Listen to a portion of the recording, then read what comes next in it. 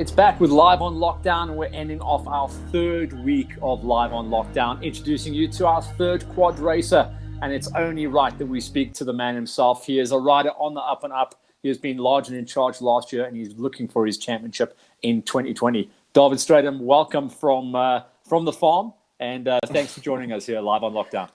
Thanks, Matt. Thanks for the opportunity. It's awesome to be here with you. How's it to all the Hollywood Hills guys? And nice painting you've got there in the background. I mean, that can't be real, surely. It's real. I'll try. I'll try. I have the privilege of being locked down here, so yeah.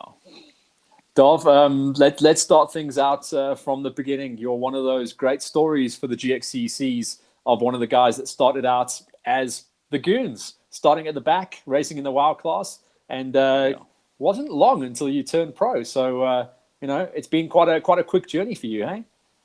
Yeah, I started as an intern, as they say. So started right at the back, raced the WOW class for a good 3 years, I think. And then, entered gxcc 2018 for the first year, and then took it a bit more seriously from there. Seems like joining up with the Gideon Jacobs and that crew certainly helped you along the way. But one thing never changed, and that was your choice of equipment. You seem to be Suzuki through and through, eh? Yeah, I know. Since I was this high, I was dreaming of buying my own LTR one day.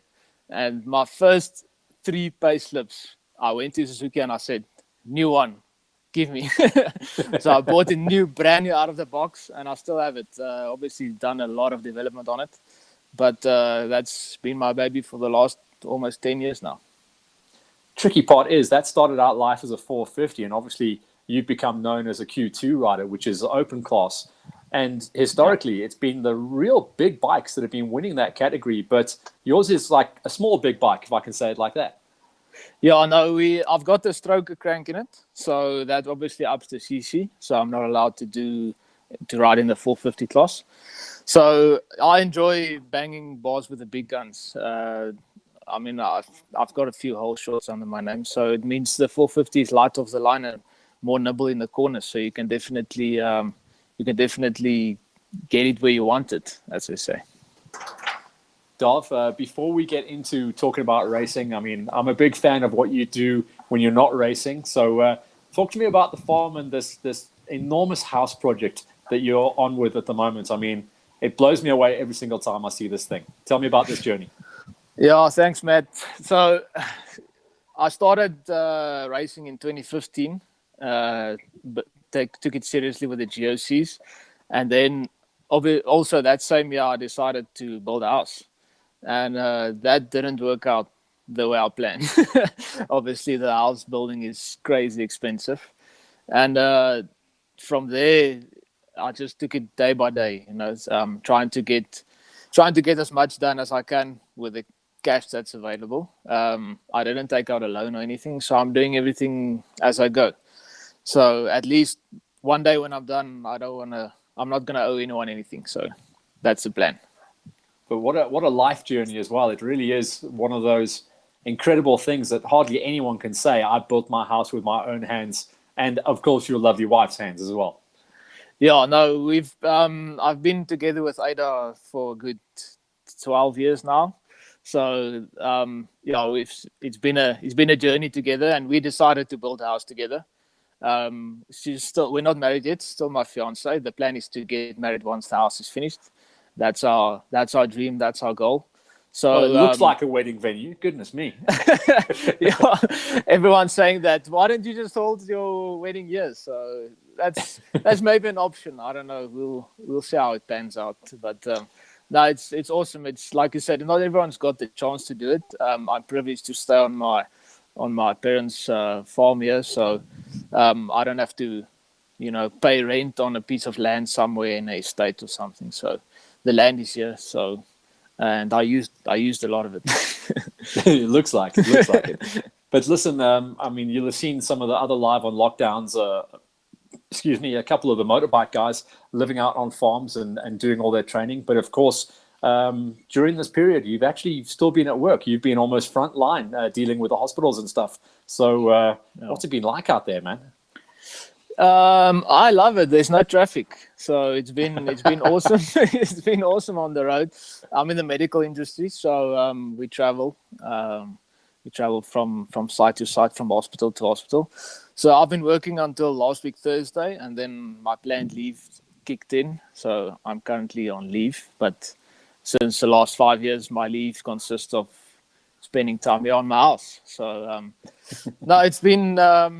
No, look, there's more strict measures at the hospitals, so you can't just walk in as we used to.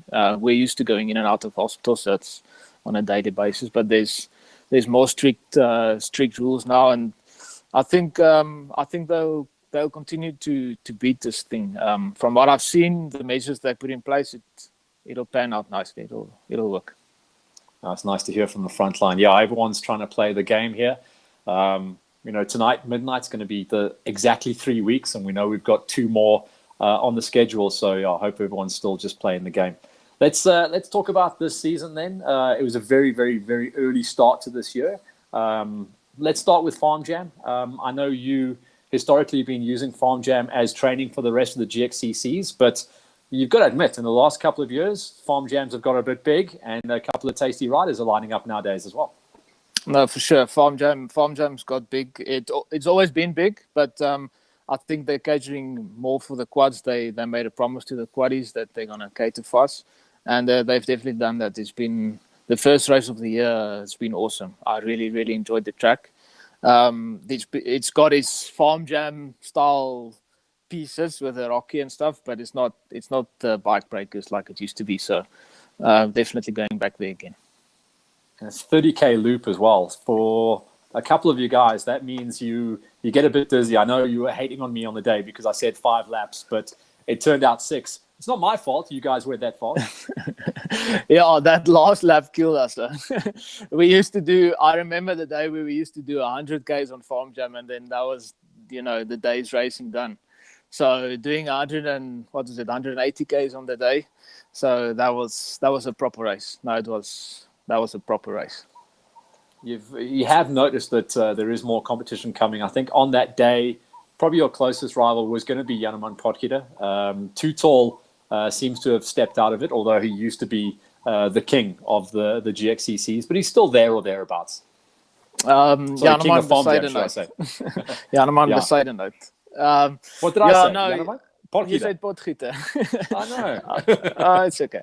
No, I always love racing against Johan. We go way back since when I started race with him lots of times before at Farm Jam. He's always beaten me. So no, it's fun racing against them. Janeman is a definite competitor. He's also on the LTR. We built the same motors. We imported the spares together from the States. So we've basically got identical bikes. So he's definitely on pace. So it'll be interesting to see what he can offer for the rest of the year. I always talk to you, and the camera crew are always pumped when they know you're going to be at a race because someone's going to make some money. We always offer a couple of extra bucks to the cameraman who can get the best shots, and most of them are always looking for you for one reason alone, and it's the way that you hang off the bike. You literally have a style like no other. Where did that come from, Dawid? I have no idea where that comes from. When I bought my LTR from Suzuki, I brought it home. I borrowed my mom's bakkie and I brought it home. And it took me like 15, 20 times to get the thing just to get off the line. I couldn't start it. I don't know how the clutch works, nothing. And from there, I just learned to ride the bike. And I don't know, it's just a style that suits me. For some reason, it just makes life easier for me if you use your body weight and not try to hold on with your arms that much.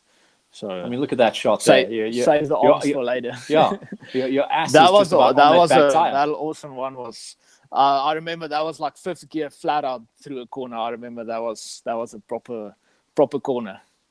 I get the feeling you're so dialed in with the LTR that you probably couldn't make that shape on one of the big bikes, and that's probably why you stuck with the thing. Yeah, I've ridden a Raptor before from Rian Dick.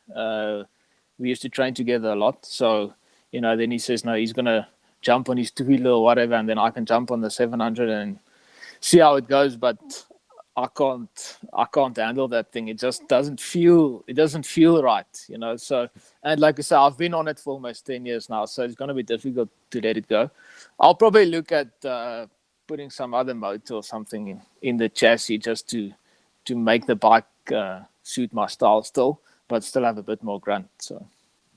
Well, I was speaking to Gideon quickly about that when we had a chat with him as well, and obviously he's been crowbarring all kinds of things into different frames, and Hannes Simon put that 690 in, and then this year Swanee putting that 450 CRF motor. So guys are kind of making plans with the quads these days because, like Gideon was saying and Brian was saying, there's just not that much to be able to purchase. So you've got to muck a plan. Yeah, there's no new motors. So I think the motors is the main thing. You can do a piston and rings only so many times. Then you need to make a plan with a new motor. So and the thing is, the 450s, even on that last race, the 450s go. I mean, they go flat out. There's no holding back. So you push that little motor to everything it's got and a bit more. So I mean, if you just look at the specs. It came out of the factory with 38 horsepower, and the last dyno run we measured horses, we were on 60. So we're almost doubling the horse output from the same little piston going up and down. So, you know, you need to look at other options at the end of the day to make it last. The enduro racing, these bikes weren't made for the type of racing that we're doing. So going flat out for 200 Ks, most guys will just have to rebuild the motor after each race, which is not a financial viable option. So, yeah, if you've been watching like I do, obviously the gxccs are kind of the South African cousin of the American GNCCs. Similar format, but the style of tracks that they run are, well, they're not pinned, put it that way. They're a little bit more tech. It looks like they go into forest quite a lot. Yeah, they're definitely more enduro style. So. Not flat, long straights, fifth gear. I think that's what takes more toll on the bike. But still, even going through the gears, you're going first, second, third, fourth to the limiter. There's no holding back. You know, shifting halfway through the rev range. So that's what breaks the bikes.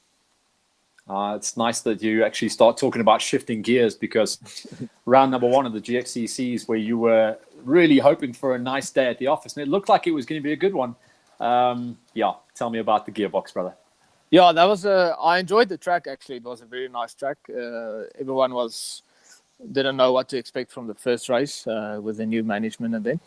But I love that little chicken loop thing that they got there at the start. I didn't get off the line that nicely, and I was the only guy in the Q2 class that went over the rocks. The other guys all went a long way around.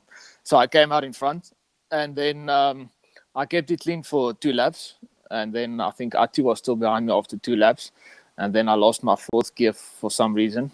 I've got an idea, but it's not confirmed what happened there. Something with my shifting mechanism. So went back to a previous spec shifting, and then put new gears, new rebuild, and yeah, better days from there. Yeah. I mean, 2019, I'm going to call 2019 your breakout year. You spent a lot of money on that wagon in 2019 as well. You did suffer some mechanical issues, and some would say that the championship was there for you in 2019 had you not suffered those mechanicals. But you still did manage to get some incredible results, didn't you? Yeah, 2019 went well. It was my first year with 4-1 from the get-go. And I had a good, when was it? This GXCC 3 was my first win in Q2. So that was just an amazing race. I loved that race. It was a little bit wet, not too much dust, so we could chase each other, go flat out all the way. And then right after that race, bike dropped the crank and it basically exploded the whole engine. And then I remember it was at Africa off-road race, sitting there next to the veld looking at the bike, oil dripping out of it and pieces of aluminium lying all over. And I phoned Ada. I said, I guess we're building the house from now on. Racing is done. I can't recover from this. This is just too much. This is my baby. This engine that I had for so long, now it's gone. And then got back to the pits, loaded the bike, and then I remember Gideon telling me, just come see me on Monday. And I'm like, I can't do this. And then he said, don't worry, just come see me on Monday. And then he helped me out with basically everything I needed to get that bike sorted out. I had to buy a few things and import a few stuff from the States because don't trust some of the stuff that's around here. But once that was in, everything is good from now. So still and a going. couple of bottles of brandy for the Ranfontein Massive. No, for sure. For sure. No, it's a huge help. Working with Gideon. You need someone like that. Obviously he's got his dyno and everything, so he can fiddle around, and he has become kind of like the go-to guy for the quad races, eh? No, for sure. He knows his stuff. There's only a handful of guys in South Africa that really knows what they're doing. There's a lot of guys that think they know what they're doing, but Gideon is one of those guys that actually knows what he's doing. You can phone him. Yeah, unfortunately, I work on my bike at night, so during the day I have I do my day job and work on the house, and then at night I work on the bike. And then I run into an issue, and I'm like, shit, what's the time? Like, okay, let me see if I can speak to Gideon. It doesn't matter what time I phone him; he's always available to help and do this, give me guidance, and then obviously he helps me set up the bike on the dyno. So. Especially with that last race, you needed a proper tune to be able to handle those straights. Let's talk about that race because, again, we were out there. We had a very strong idea of how big the track was, but really, until you guys went out there, you didn't understand how fast it was. But that big straight is what everyone talks about. But there were so many other cool features on that track as well. No, it was an awesome track. That's my type of terrain. I love riding that type of terrain. I like the flat out stuff. Unfortunately, I think there was one or two straights that needed a corner. It was long, and then you're sitting there on the straight thinking, yeah, should I tap off? Should I not tap off? And then you go around the corner, and then you check behind you and you see Ati's still there. And then you go on the next straight and you just keep it flat out, and then you look behind you and say, Ati's still there. And that's how it went for basically the whole race, 4.5 laps. So I just gave it my all on that race. That bike, it gave it all as well. It had half the oil, it had half the water left. It gave it its all. Am I right in saying that was your first ever flag to flag, or did you nail one down last year? I can't remember. I'm not sure if I think the last race last year, gxcc 8 last year was my first flag to flag, but this was my first overall. So, or not, last year was my first overall. I was 21 seconds behind Busman on this gxcc 2, and you think you're going fast, but you never know until you get the times at the end of the day, and then until Tuesday, Wednesday, you can feel in your body that you went flat out on that race. There was 250 k's. We did 5 laps. It was a big day. So that was a long day in the saddle. I've never raced that far in my life, so that just shows you how fast the lap is. But still, you still have to nail each corner. You still have to nail all the braking points. So it takes its toll. Let's talk about some of the other dudes you have to bang bars with every single weekend because, in years gone by, the Q2s maybe had only 1 or 2 guys that could actually push the pace. It seems like the last couple of years, there's about 4 or 5 of you that can really run the numbers. And on paper, you can see that CD's there. Obviously, Ati's championship leader, but you're starting to close him down. But, let's talk about CD and those guys and Yaneman as well because, the numbers are starting to come. Yeah, there's a good bunch of guys that's racing. I don't enjoy Hannes and Johan not being there. To be honest, we need those guys back in the Q2 gate. But and Swanee, He's always fun to race against. I think we're pretty much matched on pace.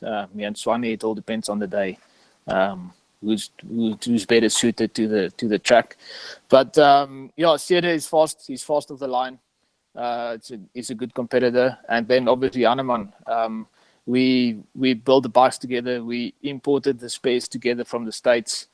We basically got identical motors. So he's riding good numbers. So he'll definitely be one to look out for through the year.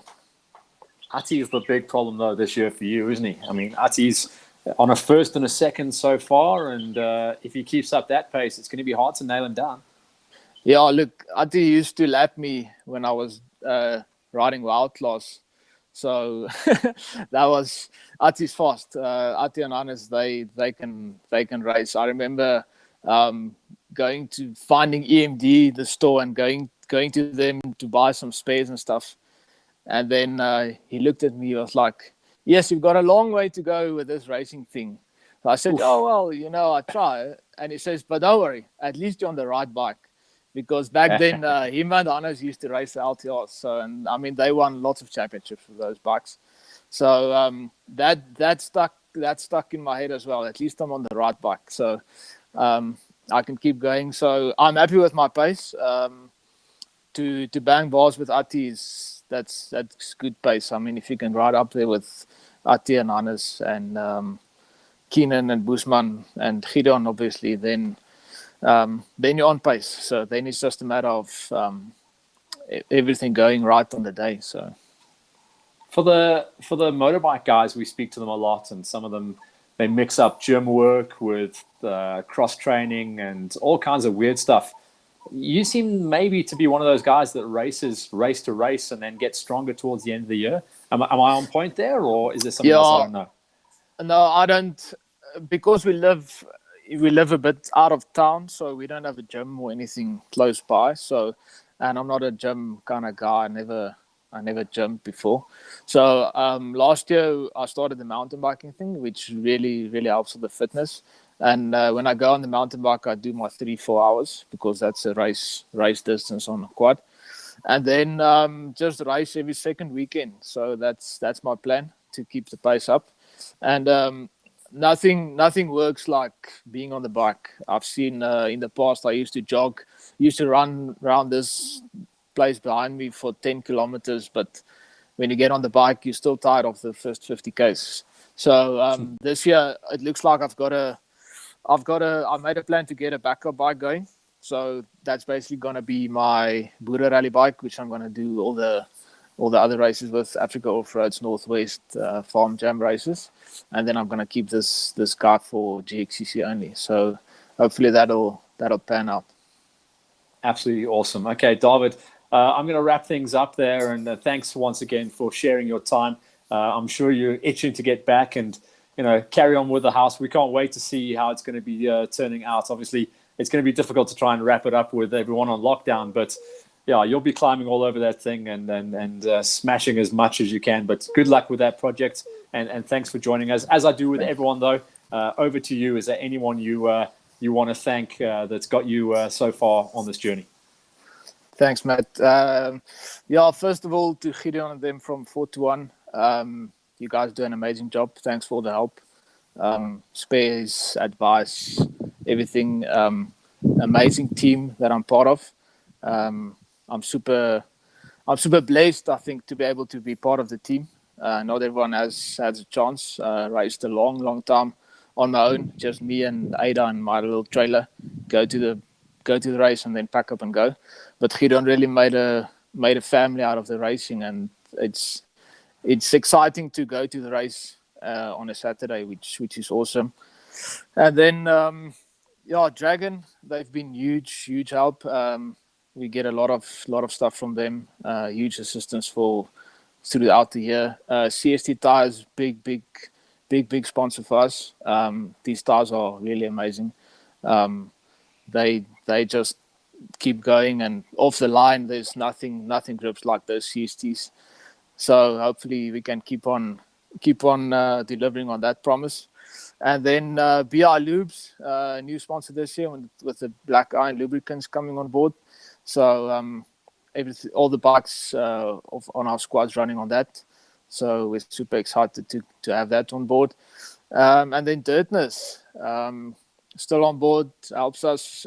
Now there's not much cleaning that needs to happen, but the Dirtness cleaning products are just amazing. So thanks for the guys there, and thanks for the continued support. And then last but not least, to my fiance Ada. We've been together a long time, and it's been a difficult few years. Now and then, racing or building or racing. But yeah, we've made progress. So hopefully one day we'll look back and say it was worth it at the end. I think it definitely will be, David. I can't wait to catch up with you and everyone when we go racing once again. Fingers crossed that the prediction is right and we'll be able to swing a leg and go racing on the calendar that says gxcc Round 5. That's the first weekend of June. So fingers crossed that's going to be the one for us. But thanks for putting down the tools for a second, and we'll let you get back to hammering away on the house. Thanks, buddy. Thanks, Matt. Thanks for the opportunity. Always, brother. All right, so that's our third quaddie in the bag, and I can't wait to see that house when it's finished. It's going to be an absolute rock and roller.